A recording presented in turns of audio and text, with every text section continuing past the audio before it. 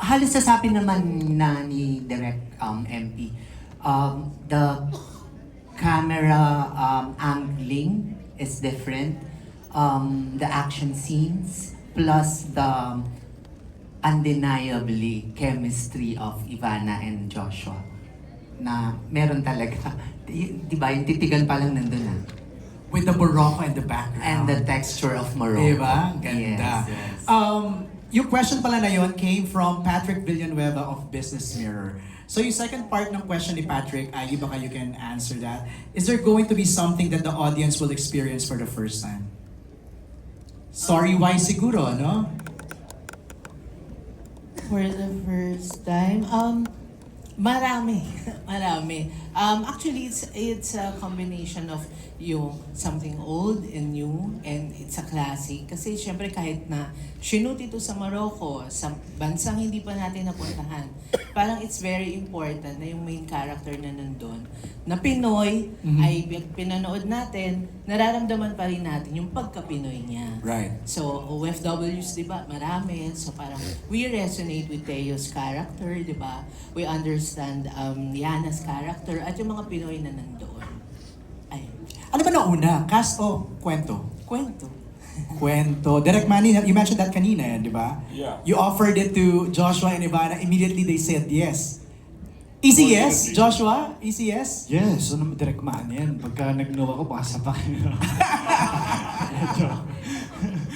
Joke lang, joke lang.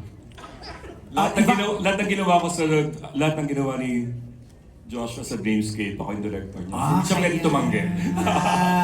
Oo, yeah. That's why, Ivana, it was an easy yes for you, for Yes, sure. nung Oo. sinabi pa lang Joshua, yes. Hindi. Sinabi, so, nung sinabi yung kwento na it's action, love, sabi ko, yes. Tapos isushoot daw sa abroad. Ay, bongga. First time ko kasi yun eh. Tapos sinabi Direk Manny, ay, natakot ako. Tsaka ang ganda ng character mo. Oo, Gusto mo sobra. yun yung parang- Sarap. Kasi parang, Ang dami mong karakter. diba, ginagawa ko lang siya dati sa vlog. Guys. Tapos ngayon, nakita ko na siya. Mahirap pala pag ito nga, itong series. Oo, galing. Okay, next question ni Patrick is for Ivana. What was your inspiration coming onto this set in terms of your approach in acting? So, siguro, Patrick is curious kung meron ka bang parang pinag-aralan? Ako ba yan? Sa No, akin ba si yan? Ivana. Okay. Kung meron ka daw pinag-aralan, like ano ba yung naging preparation mo? Tama ba? Ay! Are you May- interpreting what I Yes, said? yes. Yes. Okay. Ganun. Kailangan pala ng Hindi talaga, interpreter. ganyan Okay. siya ka-Jenny Rose. Okay. Ganyan. Hindi, first scene ko kasi French. Hindi ako marunong mag-French, hindi nga ako marunong mag-Arabic kasi nag-aral kami sa British school. French, tapos si Direk Manny, syempre natatakot ako kay Direk. Inaaral ko sa hotel, mga 3 araw. Je m'appelle Ivana. Ganyan. Ganyan. So, inaaral ko talaga kasi ayoko talagang mapagalitan on my first day. Tama. Yes. You have to deliver, di ba? It's very hard kasi iba-ibang character ang kailangan ko ipakita. So multilingual ka dito. Oo. Nagfe-French ka. Taga-Arabic, Spanish, English, everything. Wow! Iba din naman. Japanese. May Japanese din? Yes. Lahat talaga. Multilingual. Thank you, Ivana. The next set of questions galing naman kay Chelly Grace, ang ating TikTok content creator, to Joshua and Jane coming from your PBB days. Actually, nagsusurface yung clips nyo nakikita ko online, ha? Where many rooted for you, for your pairing. How was it collaborating again? And what personal or professional growth have you noticed in one another? Lux. Hindi, ano ba? This isn't the first time naman nagka-work kami after BBB, pero it's been a while. First time in a long time. Ito yung first na mahaba natin. Yes, together, right? yes. Kasi dun sa nakaraaning sa movie, medyo bitin ako eh. Nabitin ako. Nakadalawang araw lang ako doon. Hindi, meron na tayong una. Ano Na yun? saan ka na kailangan kita. O sige na nga. After After that. ng mahabang panahon, nagkaroon tayo ng Yes. sariling buhay. Ito ulit yung parang... So maraming salamat sa pagpapaunlak. Uy, wala kayo sa PBB house, ha? Pero sarap na kwentuhan niya. Nakikinig lang kami. Go ahead. But me, masaya ako na si Jane ay kasama ko dito. Alam mo yun, kasi nakakatuwa din na ma-reunite ka dun sa mga dating ka-housemate mo, di ba, sa Tama. BBB. And then, sobrang comfortable na sa isa't isa. I don't know why. Bakit nga ba? Eh kasi, marami nang pinagdaanan. Parang si Lara Jean at si So, yeah. Teo, marami na silang So, pinagdaanan. parang masasabi ko, perfect din yung character natin. Oo. No? Yeah. From that PBB tandem to another PBB tandem, let's go to JM. Naman! Yes! JM and Fiang. Atake! Atake. Ang question ni Chedi is, Ang how galing does, mo dun. how does it feel to step into a major series and share the screen with highly acclaimed performers? And can you talk about what you've learned from working with these actors? And hindi ako kasi kami honestly ni Fiam, una pa lang ang nasa mata na namin is yung mga knowledge na ma-adapt namin working with these veteran actors kahit sila Direk Manny, sila Direk Jojo.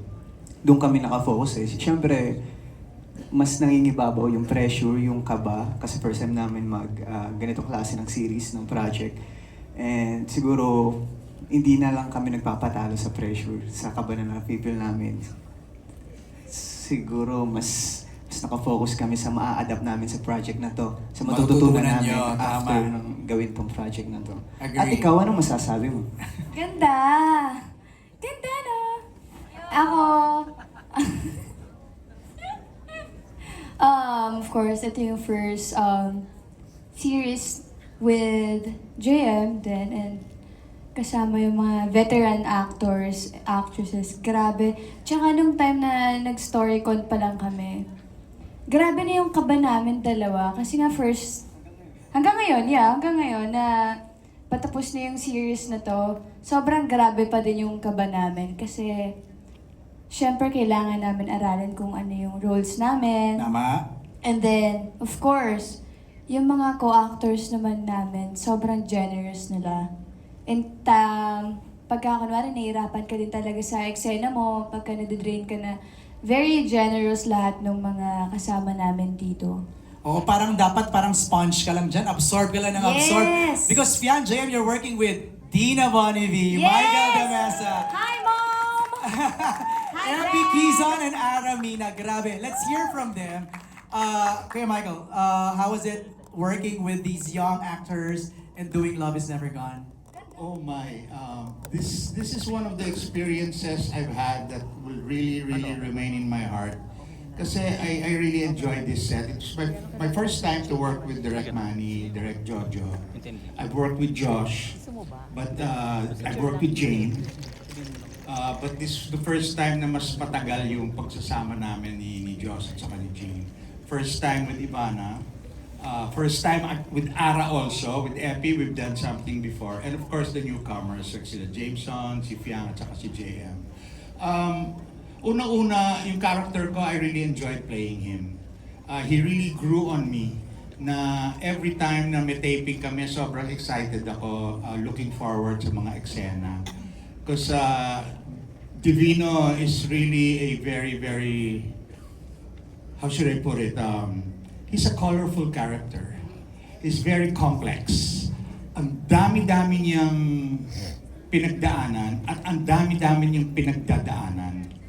And of course, like I said kanina, dun sa sa the making, he has his own little secrets.